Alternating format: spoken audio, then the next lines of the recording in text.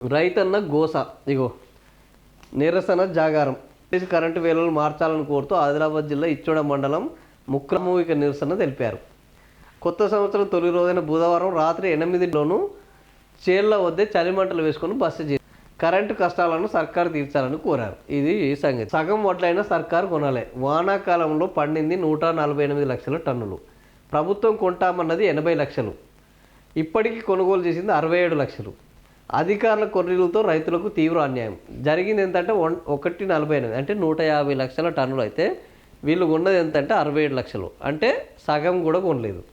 వడ్ల రైతుకు బోనస్ చెల్లింపుల్లో నిర్లక్ష్యం. 1750 కోట్లకు 950 కోట్లు జమ. రైతులకు 800 కోట్ల ప్రభుత్వ బకాయి. యాసంగి బకాయి మరో 1156 కోట్లు. ఇట్లా ఆల్రెడీ ఈ సీజన్లోనే 800 కోట్ల బకాయిలు, అంతకు యాసంగి బకాయి 1156 కోట్లు. ఈ రకంగా రైతులకు బకాయిలు. ఇది బకాయి ప్రభుత్వం. రైతులకు బకాయిలు, విద్యార్థులకు బకాయిలు, కాంట్రాక్టర్లకు బకాయిలు, విద్యా ప్రాజెక్టులకు బకాయిలు, ఆరోగ్యశ్రీ నిధులకు బకాయిలు, ఉద్యోగుల వేతనాలకు బకాయిలు, పెన్షన్దారుల పెన్షన్లు ఇవ్వడానికి కూడా బకాయి. సో ఈ బకాయి లేని ప్రభుత్వం లేనే లేదు, బకాయి లేని రంగం లేని లేదు. అన్ని చోట్ల బకాయిలు. ఈ బకాయిదారులు చివరికి ఇందిరా పార్కు అన్నారు, చెలో అసెంబ్లీ అన్నారు, చెలో సెక్రటేరియట్ అన్నారు.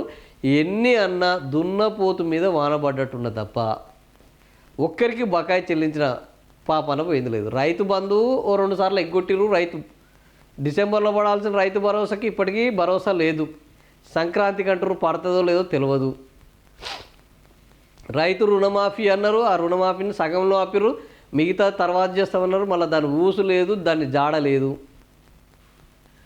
రైతులకు ఏంది లోను క్రాఫ్లు ఇప్పటివరకు దానికి ప్రీమియం చెల్లించిన పాపాన పోయింది లేదు. ఇట్లా రైతులకు సంబంధించి వాళ్ళకు ఆరోగ్యశ్రీకి సంబంధించిన బకాయిలు ఏంది కడుతున్నారంటే వాళ్ళకు కట్టింది లేదు. ఆరోగ్యశ్రీ నిధులు లేవు. ఇట్లా ఏ ఒక్క రంగంలో కూడా ఏ ఒక్కరికి బకాయిని చెల్లించట్లేదు. ఇప్పటికీ 50,000 కోట్లకు పైగా బకాయిలు ఉన్నాయి.